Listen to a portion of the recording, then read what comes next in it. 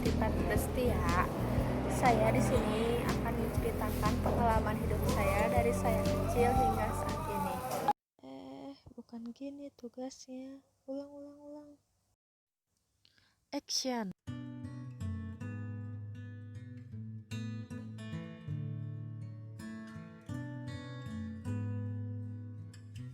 Hai teman-teman, perkenalkan nama saya Erza Atripat Prestia. Saya di sini akan menceritakan tentang sedikit pengalaman hidup saya dari kecil hingga sekarang. Sebelumnya, saya akan memberitahu tentang arti nama saya, yaitu Erza berasal dari bahasa Indonesia yang artinya kesembuhan, sedangkan art dari bahasa Inggris yang artinya seni atau kesenian. Lalu, Rifat diambil dari bahasa Arab yang artinya riang gembira, dan dari bahasa Turki yang artinya tertinggi. Tetapi orang tua saya bilang kalau Rifat itu artinya tertinggi. Setelah itu ada pers yang diambil dari bahasa Inggris artinya pertama. Jadi, secara keseluruhan, Erza Atripat Prestia itu berarti kesembuhan untuk karya seni tertinggi yang pertama. Stop! Apalagi sih? Cuman mau bilang kalau ini editannya udah bener. Ya udah, ayo mulai lagi. Gaskeun. Saya biasa dipanggil Erza, Ezra, Eca, Casa, atau Zayer. Tapi saya lebih suka dipanggil Casa atau Eca karena nama itu lebih enak didengar. Saya lahir di Bandung tanggal 8 Juli 2001. Saya lahir hari Minggu. Dan kata orang tua zaman dulu, orang yang lahir di hari Minggu adalah orang yang tidak mau kalah. Saya lahir dari keluarga sederhana. Ya, saya bernama Luri Ruslian dan ibu saya bernama Ogan Milani. Saya memiliki seorang adik yang bernama Refkan Atripat Ruslian. Dia bercita-cita menjadi seorang YouTuber. Saya pernah bersekolah di TK Al-Quran di daerah Batu Nunggal. Setelah itu saya melanjutkan pendidikan ke TK Aisyah 13 di daerah Lewi Panjang. Menurut saya, masa TK adalah masa yang paling menyenangkan. Karena pada masa TK kita belum mengenal sulitnya tugas, susah mencari pekerjaan, memikirkan soal percintaan dan pertemanan yang rumit. Dan di masa TK itu adalah masa dimana kita sedang senang-senangnya bermain. Iya, masa TK adalah masa yang paling membahagiakan menurut saya. Setelah lulus TK, saya pindah sekolah ke SD Negeri Cilampeni 1. Saya sangat senang sekali bisa masuk ke sana di usia saya yang belum memenuhi syarat. Tapi sayangnya saya harus pindah saat kelas 4 karena ayah saya pindah tempat kerjanya. Lalu saya pindah ke SD Negeri Ciodeng. Sayangnya saya di sana hanya bertahan 6 bulan karena ayah saya juga pindah pekerjaan lagi. Saya pindah ke SD Negeri Bale Endah 4. Tempatnya ada di dekat situs IPA tahunan. Pada awalnya saya tidak memiliki teman sama sekali di sekolah ini. Saya selalu sendirian. Namun seiring berjalannya waktu saya mulai memiliki banyak teman dan saya sering menjawab pertanyaan dari guru sehingga rapot saya pun menjadi bagus dan saya lulus dengan predikat siswa terbaik sehingga saya bisa melanjutkan sekolah ke SMP Negeri 1 Bale Endah.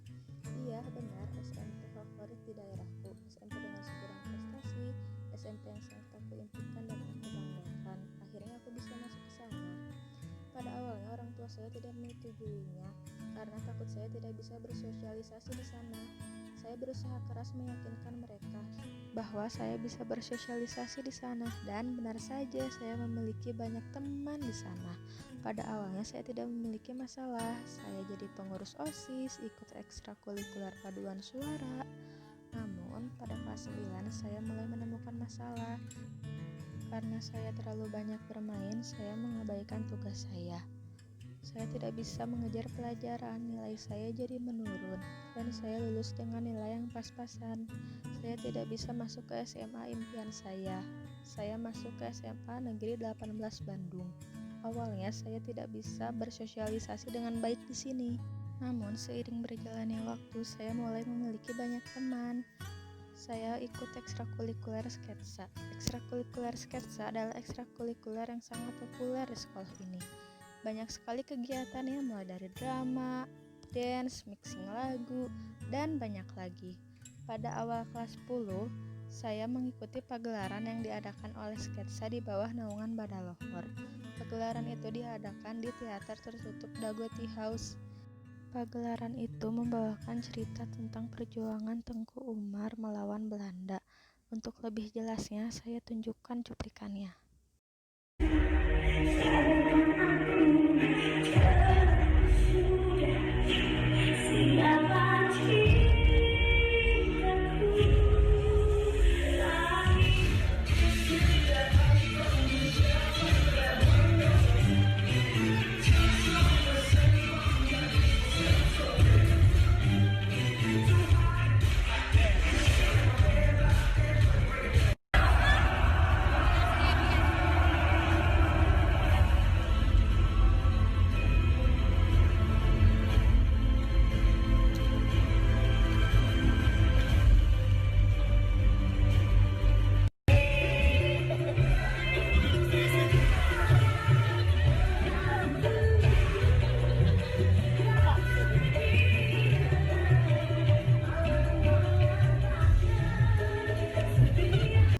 Jadi itu cuplikan penampilan saya bersama Sketsa di pagelaran yang berjudul Inlander.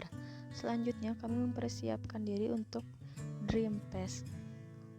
Dan di festival itu kami mendapatkan Best Supporting Actress, Best Sign, dan satu lagi kami mendapatkan juara harapan 3.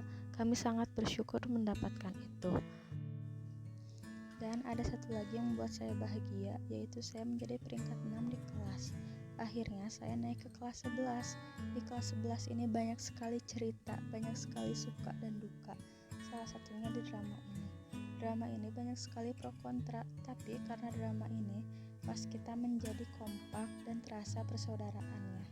Dan di drama kelas ini kita menjuarai juara 3. Drama kelas ini menceritakan tentang perjuangan rakyat Bali melawan Belanda yang diberi judul The Story of Buleleng. Ya pokoknya seru deh.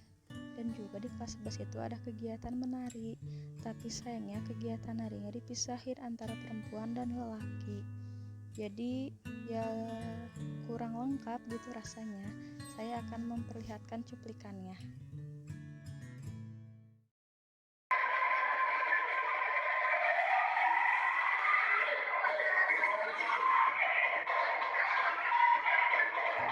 Itu dia sedikit cuplikannya.